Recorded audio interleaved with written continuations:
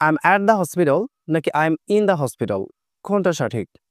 যখন আমরা হাসপাতালের ভেতরে থাকবো মানে আমি এমনিতেই অবস্থান করছি বা আমি হাসপাতালে বা ক্লিনিকে কর্মরত অবস্থায় রয়েছি বা আমার কোনো রোগী রয়েছে আমি এমনি গিয়েছি, তো সেই ক্ষেত্রে আমরা অ্যাট ব্যবহার করব। I am at the hospital.